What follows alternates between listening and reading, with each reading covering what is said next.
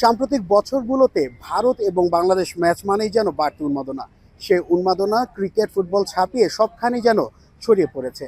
ব্যতিক্রম নয় নারী সাফ চ্যাম্পিয়নশিপেও। রোববার ভারতের বিপক্ষে মাঠে নামতে যাচ্ছে বাংলাদেশ এবং সেরাটা দিয়েই কিন্তু জয় নিয়ে মাঠ ছাড়ার প্রত্যাশা বাটলার শীর্ষদের। তবে ভারত কিন্তু চাইবে, যেহেতু তারা স্বাগতিক এবং সেই সাথে পুরো পূর্ণ পয়েন্ট নিয়ে আসলে গ্রুপ চ্যাম্পিয়ন হয়ে তারা পরবর্তী স্টেপ অর্থাৎ সেমিফাইনাল কিন্তু নিশ্চিত করতে চাইবে। এবং আমরা জানি যে এরই মাঝে কিন্তু বাংলাদেশ সেমিফাইনাল নিশ্চিত করেছে, যদিও নিয়ম রক্ষার ম্যাচ।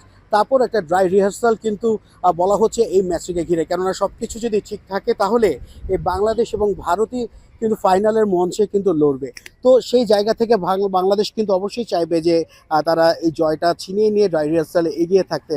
পক্ষান্তরে ভারতও কিন্তু চাইছে একই কাজটি করতে, কেননা গ্রুপ পর্বের প্রথম ম্যাচে ভারত 11-0 গোলে উড়িয়ে দিয়েছিল মালদ্বীপকে, যেখানে বাংলাদেশ একেবারেই খুব একটা ভালো রেজাল্ট করতে পারেনি মালদ্বীপের বিপক্ষে, কেননা একটা সময় তারা 2-2 গোলে সমতায় ফিরে এসেছিল মালদ্বীপ। সেখান থেকে বাংলাদেশ 4-2 গোলে জয় পেলেও তাদের পারফরমেন্স নিয়ে কিন্তু খুব একটা খুশি কিন্তু নন এদেশের ফুটবল বোদ্ধা সহ শুরু করে সকলেই। তো সেখান থেকে বাংলাদেশ চাইবে যে এই ম্যাচে ভালো কিছু একটা করার, এবং যে কথাটি বলছিলাম যে এই ম্যাচে কিন্তু আসলে বেশ কয়েকটি পরিবর্তনের সম্ভাবনা রয়েছে।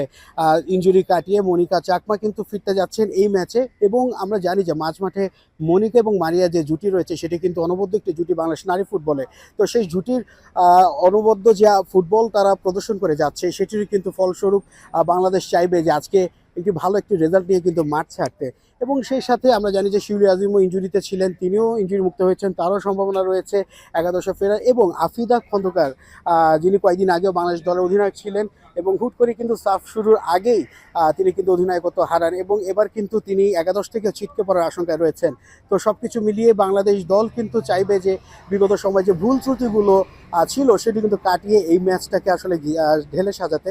কেননা এই ম্যাচকে ঘিরে কিন্তু অনেক কিছু সমীকরণ নির্ভর করছে, অর্থাৎ বাংলাদেশ দল যদি সেমিফাইনাল এর মধ্যে নিশ্চিত করে ফেলেছে এবং সেই সাথে যদি তারা নেপালকে এড়াতে চায় সেমিফাইনালের মঞ্চে, সেখানে কিন্তু এই ম্যাচের জয় কিন্তু বাংলাদেশের জন্য একেবারে 100তে 100, অর্থাৎ জয় ছাড়া কিন্তু ভিন্ন কিছু ভাবার কোনো বিকল্প নেই। এবং সেই সাথে গোলরক্ষক মিলি আক্তারের কথা যদি আমরা বলি যে তিনি বেশ কয়েকবার পরাস্ত হয়েছেন মালদ্বীপ ম্যাচে, এবং নারী এশিয়ান কাপেও কিন্তু কিছু একটা সমস্যা হয়েছিল শেষ দিকটাতে, যদিও ডিফেন্সে অনেক কিছু ভুলের খেসারতও তাকে দিতে হয়েছিল।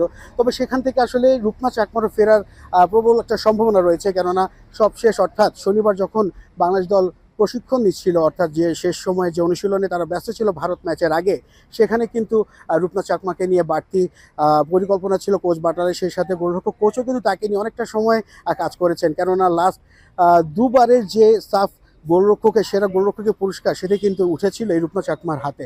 তো সব কিছু ছাপিয়ে বাংলাদেশ দল কিন্তু চাইবে ভারতের বিপক্ষে জয় নিয়ে মাঠ ছাড়তে। নাসিফ শুভ, যমুনা স্পোর্টস, ভারত।